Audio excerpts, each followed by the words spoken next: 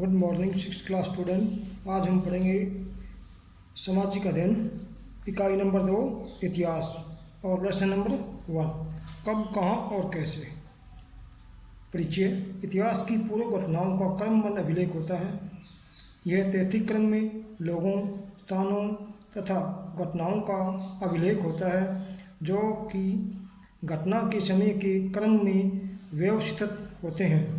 इतिहास उन बातों का अध्ययन करवाता है जो पूर्व में घटित होती है। इतिहास आधुनिक हो सकता है, यह प्राचीनतम समय का पूर्व विस्तार हो सकता है जिससे अभिलेखों का कोई भी अंश प्राप्त किया जा सकता है। आगे, इतिहास को केवल एक घटना के अध्ययन से ठीक प्रकार से नहीं समझा जा सकता। इन लोगों का अभिग्रहण समझना आवश्यक है जिनके बीच घटना घटित हुई तथा उन अन्य राष्ट्रों का जो घटना को प्रभावित कर सकते थे। इतिहास का ज्ञान केवल स्रोत के संपूर्ण ज्ञान के टुकड़ों को इकट्ठा करके ही प्राप्त की जा सकती है। गांधी जी के बारे में विस्तृत ज्ञान जुटाने के लिए हम एकाएक देश के प्रति उनकी उपलब्धियों तथा विषय का अध्ययन नहीं करते। पहले हम उनके समक्ष उनके विकास, परिवार, शिक्षाएं तथा राष्ट्र के लिए उनके द्वारा किए गए कार्य आदि का अध्ययन करते हैं जो कि कालक्रमिक विज्ञान कहलाता है, जिसमें हम क्रमवार अध्ययन करते हैं भूतकाल के बारे में कैसे पता करें। आगे, भूतकाल के बारे में हमारा ज्ञान सूचना के स्रोतों के विस्तृत क्षेत्र में आता है। कभी कभी इतिहासकार नवीन इतिहास का अपना समय का विस्तरण तैयार करते हैं। अन्य सूचना लिखी या सम्मिलित होती थी। आगे आता है भूतकाल के बारे में हम क्या जानते हैं। हमारे पास इतिहास के विभिन्न प्रकार के लेख हैं।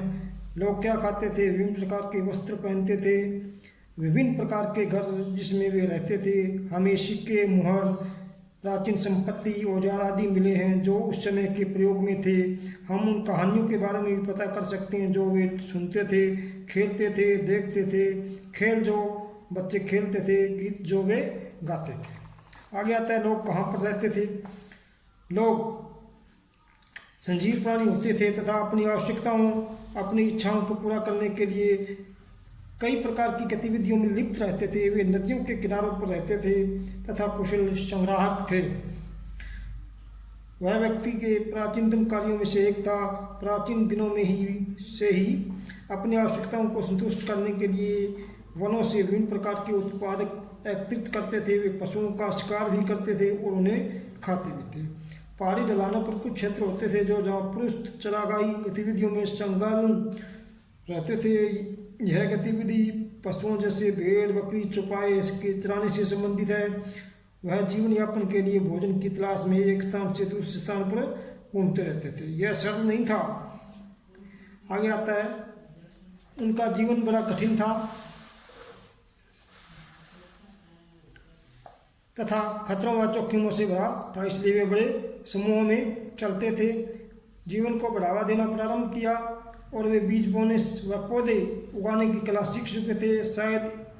उन्होंने शायद मिट्टी में जड़ों के टुकड़ों तथा अनाजों को बोने का प्रशिक्षण भी किया होगा तथा उनमें पानी डालना भी, ताकि पौधे उगाए जा सकें। इस प्रकार उन्होंने गेहूं, चावल, कपास, फल आदि उगाने शुरू किए तथा वे किसान, भोज्य उत्पादक कृषक बन गए। भोजन उत्पादन या कृषि आदि मानव जाति के जीवन में एक प्रमुख बदलाव लाई। उन्होंने घुमंतू जीवन छोड़ दिया। वह अपने खेतों के पास रहना प्रारंभ कर दिया। उन्होंने घास, तिनकों, झाड़ियों व मिट्टी की सहायता से झोंपड़ियाँ बनानी प्रारंभ कर दी। अधिक से अधिक परिवारों के साथ मिलकर रहना प्रारंभ कर दिया। वह इस तरह प्रथम गाँव बने। ये अधिकांश नदियों या झीलों के किनारे लगे हुए बने होते थे क्योंकि वहाँ की मिट्टी कृषि के लिए उपजाऊ होती थी व पानी बहुतायत में उपलब्ध होता था। जब मानव जाति ने बसना प्रारंभ कर दिया तो समूह और अधिक बड़े बन गए। वह जीवन यापन तुलनात्मक रूप से अधिक सरल हो गया। साथ रहने का मतलब था कि प्रत्येक को समय को अनुशासन में रहना पड़ता था तथा जो कुछ वे चाहते नहीं थे कर नहीं सकते थे क्योंकि वे अनज्ञा को बढ़ाता। इस प्रकार सबसे वर्द या ताकतवर व्यक्ति को नेता के रूप में चुना जाता था। नेता झगड़ों को सुलझाता था। बाद के लगभग 2500 वर्ष पूर्व शहर गंगा, इंदुस व उनकी सहायक नदियों के किनारे पर विकसित हुए। प्राचीन समय में गंगा के दक्षिण में नदियों से लगे हुए क्षेत्र मगध के रूप में जाने जाते थे। इसके शासक बहुत शक्तिशाली थे। राजा द्वारा एक नियंत्रित सेना का संचालन किया जाता था तथा नए शस्त्र अस्त्र में आए। आगे आता है भूमि के नाम। भारत अनेक नामों की धरती है, जैसे आर्यावर्त, भारत, हिंदुस्तान आदि। आर्यावर्त नाम से आश्चर्य देश के आर्यनों के आगमन से है। भारत के रूप में हमारे देश का नाम ऋग्वेदिक काल के महापुरुष के नाम पर आधारित है। इंडिया शब्द इंदुस से लिया गया, जो संस्कृति में सिंधु कहलाता है। यूनानी, जिन्होंने लगभग 2500 वर्ष पूर्व उत्तर पश्चिम हिमालयी क्षेत्रों के रास्ते में भारत में प्रवेश किया। इंदुस की इंदोस या इंडोज कहते थे। भारत का नाम उन लोगों के समूह के लिए प्रयोग किया जाता है जो उत्तर पश्चिम में रहते थे, जिसे पड़ोसी रोमवासियों ने इंदुस में परिवर्तित कर दिया। आगे आता है अतीत के बारे में जानना है। हम उन चीज़ों के बारे में कैसे जानते हैं जो इतने लंबे समय पूर्व घटित हुई थी। अनेक लोग, इतिहासकार, पुरातत्वविद, खगोलविद तथा अन्य अतीत के बारे में जानने में हमारी मदद करते हैं। इतिहासकारों ने अतीत को 2 कालों में विभाजित किया है। नंबर 1, पूर्व इतिहास। यह वह समय था जब लेखन कला का ज्ञान नहीं था। इस काल के बारे में सूचना हमें केवल वस्तुओं जैसे औजार, बर्तन, शास्त्र आदि से भी मिलती है। नंबर 2, इतिहास। यह वह समय था इसके लिए अभिलेख उपलब्ध है, जैसे पत्थरों पर शिलालेख, धार्मिक लेख आदि। आगे आता है इतिहास के स्रोत।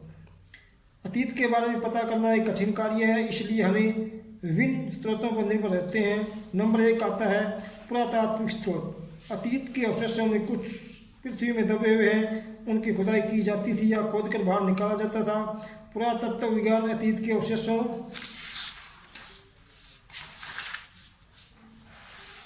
का अध्ययन है। जो व्यक्ति अपने पीछे छोड़ गए हैं, जैसे कि वस्तुएं, इमारतें, अवशेषों को दबा या डुबा दिया जाता था, वह व्यक्ति जो इनका अध्ययन करता था पुरातत्वविद कहलाता था। तो आज हम इतना ही पढ़ेंगे। आगे का वीडियो अगले दिन बनाएंगे। धन्यवाद।